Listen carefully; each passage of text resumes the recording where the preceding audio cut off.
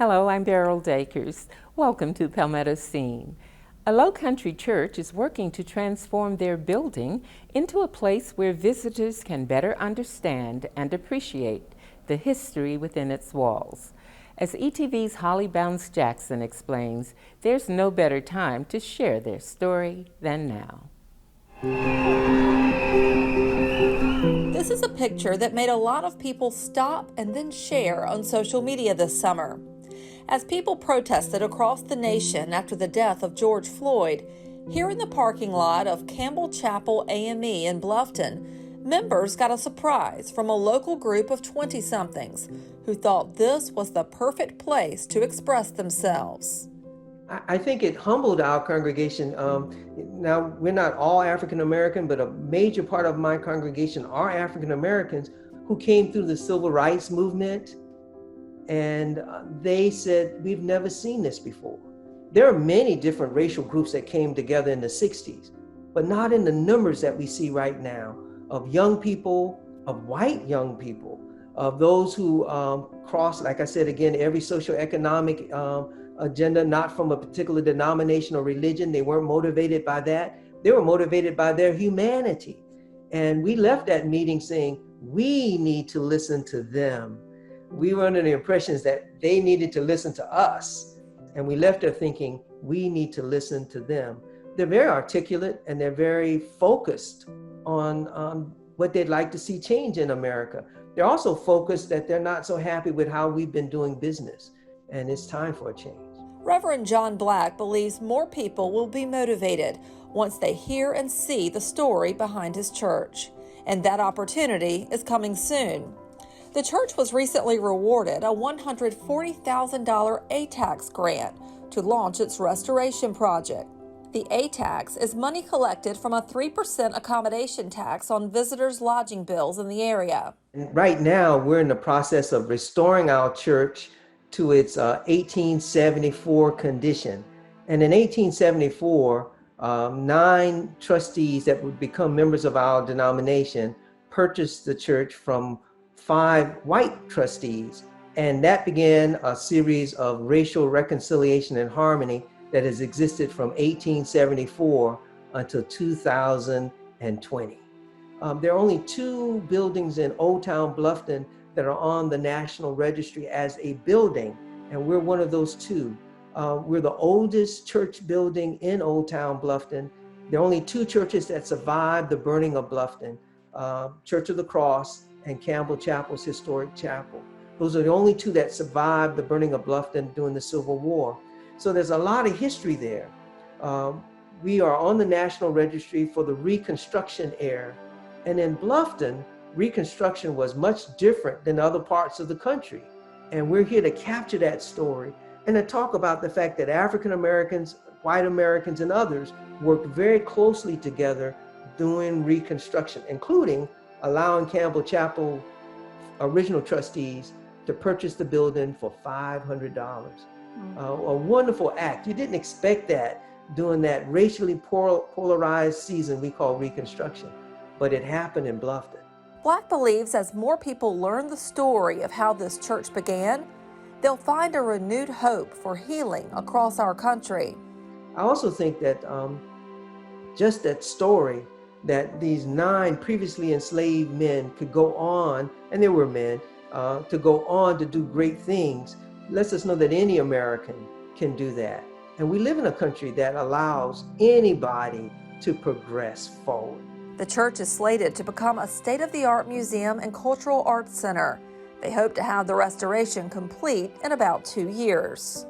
When we're done, we're giving, in a figurative way, giving the historic chapel to Old Town Bluffton. It will be a museum.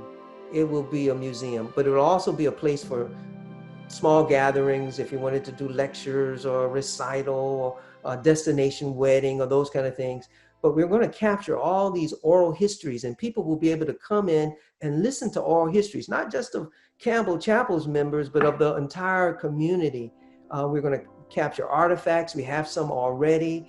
And they'll be housed in this historic chapel. So when folks go to the Haywood House and get one perspective on society back in Reconstruction and antebellum period, then it can come to Campbell Chapel and get another perspective on the same time period. I think that history is a big part of healing our land.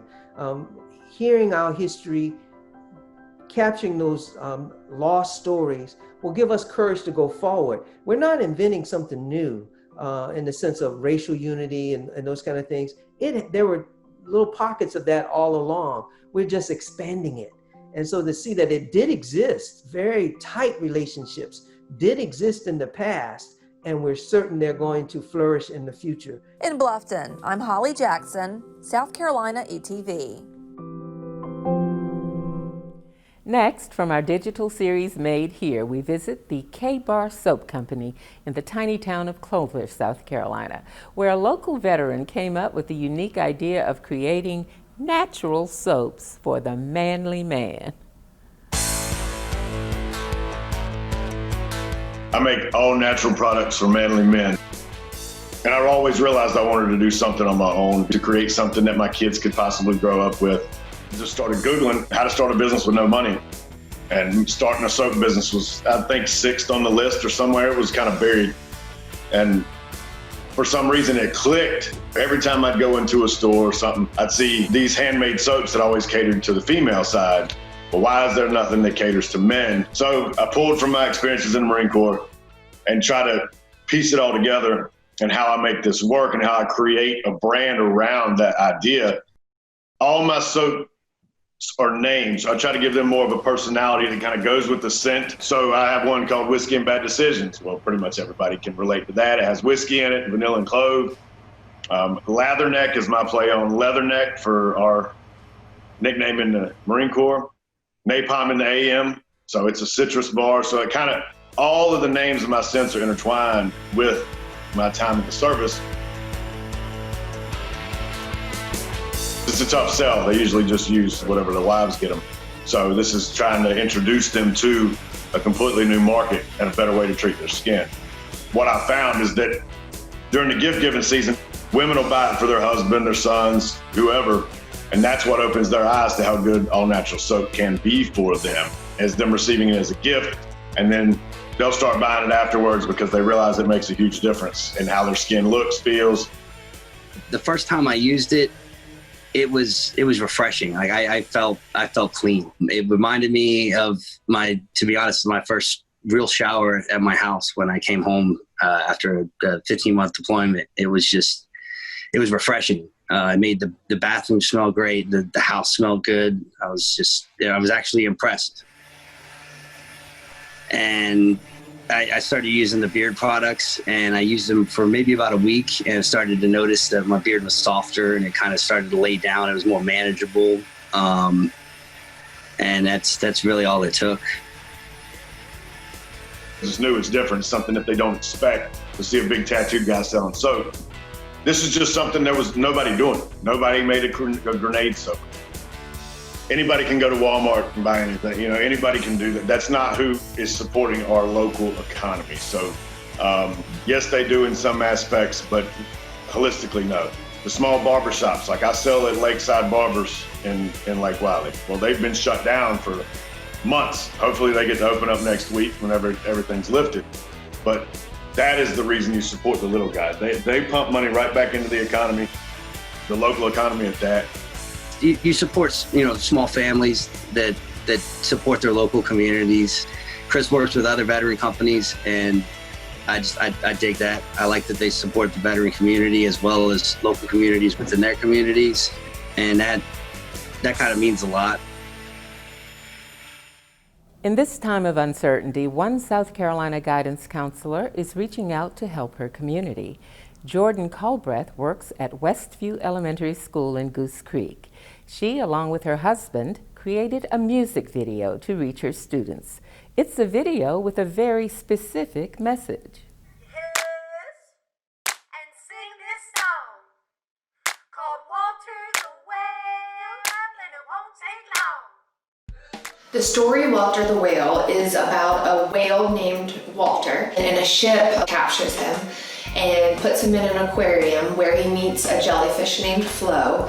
And at the time, Walter is alone, he's scared, he's anxious, frustrated, and Flo, the jellyfish, teaches him to go with the flow and then it's going to be okay. Eventually, Walter the whale is set free by the big blue boat. He realized that everything is okay, even though it didn't feel okay at times, and that it all happened so that he could stay healthy and safe. Walter the whale was as happy as a whale can be. He was with his friends Flappy. My name is Jordan Colbreth. I work at Westview Elementary, grades 3 through 5 in Goose Creek, and I'm the school counselor there. There's just no better job out there. I get to help kids socially, emotionally, academically, and I love providing that support. And my husband, he is a musician, he's a producer, a songwriter, and he plays music for and produces for the band Stoplight Observations. He helped me write this song. And so I created the characters, Walter the whale and jellyfish named Flo. And he kind of went along with the lyrics and helped choreograph the dance and produce the entire song. And so it was a really, really fun activity, not only for us to kind of put our creativities together, but also for the kids to see. The reason my husband and I created Walter the Whale music video was to reach to, at first, just the students and families at Westview Elementary and let them know that we are all in this together, and even though at times we may be frustrated or anxious or feel alone, that it really is going to be okay. That we have to just go with the flow, even though going with the flow can be pretty hard at times. Hey, let's not think that way. It will be okay. Every night brings the light of day. Advice that I give to parents is to make sure that you are communicating with your children, that you yourself are taking breaks, because I know right now you probably have your job and you're trying to do homeschooling with your children. Advice I would give to students right now is that even though things might not feel okay, they are okay, and that everything that's happening right now, self-quarantining, no school, e-learning, it's all happening just to make sure we're safe. Even though it might feel scary and you might feel alone, that it really is okay.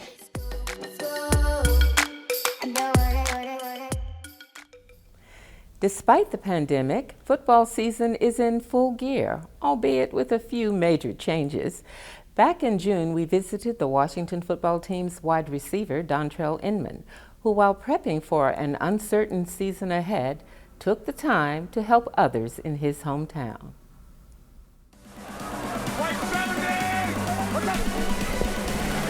Luck caught for the touchdown. Grabbed by Dontrell Inman. Beachburg-Leesville graduate and NFL wide receiver Dontrell Inman is back in South Carolina for the first time since he went to college more than a decade ago. Despite the time, he's stepping up big for his hometown community and swapping positions from a receiver to a giver. It's amazing. A lot of people said, welcome back. You've been gone for 10, 12 years from college to professional level, and quite frankly, my kids love it too. Being back, being around family, being around loved ones, and helping out the community. Inman and his kids are taking a time out from their daily routines to help score big for families in need. We are fortunate enough to be able to provide groceries for families who are in need during this time of coronavirus and people being laid off, hardships. It's the right thing to do. Instead of a simple cash donation, Inman decided to join in on the social media challenge craze and encouraged others to follow in his footsteps with the grocery challenge, all the while providing a valuable life lesson to his children. I involved my kids in this project because I wanted them to know the importance of giving back to their community and also being humble and just willing just to give, not for a reason, not for a challenge, but just because of the kindness of their hearts. Inman took it to the house for a touchdown with this lesson. Touchdown, Inman! Spending time with my dad is fun and exciting, especially when we play basketball, go golfing, and we go fishing on the dock. But when we go grocery shopping, and give food back to the ones in need. It like adds a new element to our relationship. It's important to help people because they don't have much food to feed their kids. The smile that you bring on someone's face is priceless. So that's what I aim to teach these two. During his pregame warm-up, Inman reached out to his old school district and recruited 2 to 3 families to join the team as receivers each week. He also enlisted Publix as an offensive coordinator. Publix has given us gift cards as well to give to families just in case they don't like any of the groceries that we pick out and they want to pick out their own. And every delivery includes a handwritten note from the Inmans. So I decided to include the personal touch with this grocery delivery because I want the families to know that I've been there. I grew up in the community. I've been in Lexington County. I've seen the struggle and I've been through the struggle. And quite frankly, I play on Sundays, but at the end of the day, I care. So every note that I write to each family is a personal touch, showing them how much I sympathize with them and I care. Each family they meet is unique. Patricia Yun is doing her best to make ends meet. I'm still working, but when I come home, I got to still get them and try to help them with their homework and everything. Oh my God, it's hard. It really is. You know, but I have support from the school and everything. They call and ask me if I need any help, so that's the good part. This hardworking mom was able to take a deep breath and know her little ones will have food on the table. Yun may not be a sports fan or realize that Dontrell Inman is an NFL player, but it didn't matter. Her excitement was evident. Oh my God, I was just like, I'm so excited. I'm like, I called my daughter, I said, because I'm not familiar with the football players and all this, so I called my daughter, they said, yeah, Mama, we know. I said, oh my God, I can't believe it. So I am so happy that y'all came out today, you know, to bring that for the kids and everything. Crystal Jones and her 5 boys were thrilled to meet an NFL player and overwhelmed by Inman's generosity. It's just so great that not everybody does that, and it's just great for him to do something like that. The gratitude and feeling that I had once I delivered those groceries, it's honestly speechless and really can't replicate that feeling of what you give to people when you can actually help them. So being from a small town in Batesburg, the town is what got me into the position where I am today. And like many other athletes, we always like to give back to our town and community because, you know, it's a great feeling that we have when we know we can give back and help one another. In tonight's segment of Women Vision 2020, we feature Keisha Hawes, who at the age of 31 survived a life-altering heart attack. This event inspired her to repurpose her life, becoming the first American Heart Association national spokesperson from South Carolina. She has lobbied for better health care coverage, research, and treatment of women's health issues. She's a pre-K teacher, an actor, voiceover artist, and a youth pastor, as well as an active community volunteer. Tonight's honoree, Keisha Hawes. So when he came in, he said, Ms. Hawes, he verified my identity, and he said, there's no need for us to do a stress test because it's evident that you've had a heart attack. And being the 80s baby that I am, I said, what you talking about, Willis? What are you talking about, sir? I said, I don't even have time to have a heart attack. Keisha Hawes was age 31 when she had a heart attack. She was a wife and mother who was holding down 5 part-time jobs in the Charleston area to help make ends meet. So I think kind of working around the clock, being stressed, and the added issue of stopping the prescribed medication just kind of led up to that evening. And I just started feeling chest pains. It consisted and it remained for about an hour before I really started to get concerned.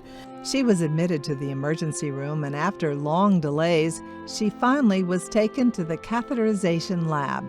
They found that I had a 95% blockage in one of my main coronary arteries. At that point, I came to the realization that if I had not stopped and actually gone to the hospital when I did, that it's very possible that I wouldn't be sitting here able to share my story. Doctors placed a stent in Keisha Hawes' artery, but unfortunately there were initial complications. At one point, her blood pressure dropped dramatically. And so I just remember the nurse coming in telling me that, I would require a blood transfusion. And throughout this whole process, fear had never really entered my mind until that moment. And I'm not like one of those people who does not believe in blood transfusions, but it was just overwhelming. So it was at that point that, I was like, hey, is this thing on? What you doing up there, big guy? And I just went to God and I said, I'm afraid and my faith is wavering. However, I do know that your word reminds me that all I need is the faith the size of a mustard seed. So here it is. This is what I have right now. And that faith helped carry her forward. Following a blood transfusion and a week in the hospital, Keisha Hawes went home. The experience led her to tell her story to help others. She replaced her part-time jobs with a position at the Meeting Street Academy, where she found her passion, being around kids. She is now a pre-K intervention teacher. She also became the first American Heart Association national spokesperson from the state of South Carolina. An attack saved my life. Most people don't go from that to this that easily. And I think once I realized that heart disease was the #1 killer, or is the #1 killer of women in America, and I had no knowledge of that before this happened to me, I realized that there was a void somewhere that needed to be filled. Like, women need to know that heart disease is serious and it is a killer and it is preventable. Hawes grew up in Orangeburg County. She was valedictorian of her class at Bowman High School, and then she graduated from the College of Charleston. In addition to teaching, she's a pastor and a motivational speaker. What is her advice to women? Really just to take care of yourself, make sure that you're making yourself a priority. Go to your doctor, be very open with your doctor. Make sure that you have a doctor that you can be in relationship with and have that conversation, one who's not so busy that, they may not have the time to really sit down and listen, and actually plan out what you're going to share with your doctor before you go, and really kind of journal when you're not feeling well, so you can see if there are any trends in your feelings. With her work in the community, Hawes has been recognized as 40 under 40 by the Charleston Business Journal, as well as one of Charleston's most influential women. I think that we as women, we really do not give enough attention to the level of power that we have. We can influence. I can influence my son. I can influence my husband. I mean, the power of one. I think if each person just focuses on reaching one person, someone else will see your reach, and then they'll say, if Keisha is reaching, I can reach.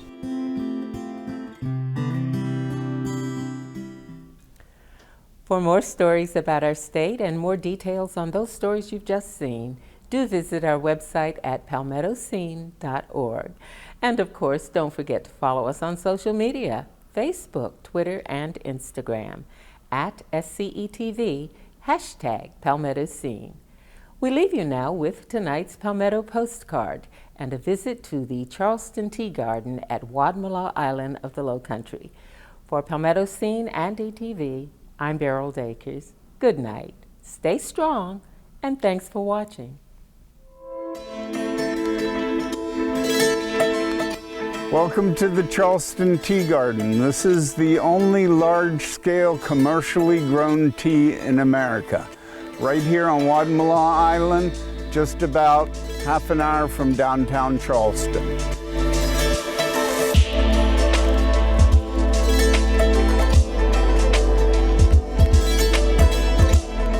Here on the Tea Gardens, we have a total of 127 acres. These tea plants grow up every 10 to 15 days. So we stagger the farm so that we harvest so much each day. By the 15th day, we're back at the original field again. And interestingly enough, a tea plant lives for hundreds and hundreds and hundreds of years. The first tea plants that came to America actually came to South Carolina back in the 1799s. But that was strictly as ornamental plants, not as a crop. And through the years, there's been a number of attempts to grow tea around the United States. But the only successful, truly commercially grown tea is still right here in South Carolina. And these plants we have out here date back to 1888. What tea likes as far as growing conditions is high temperature, high humidity, and good rainfall. And the low country of South Carolina gives us all that, so the plants actually thrive here very, very well.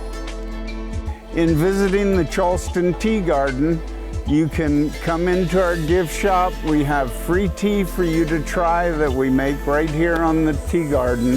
So the only thing that we ask is that people wear masks while they're inside the gift shop or the tourway.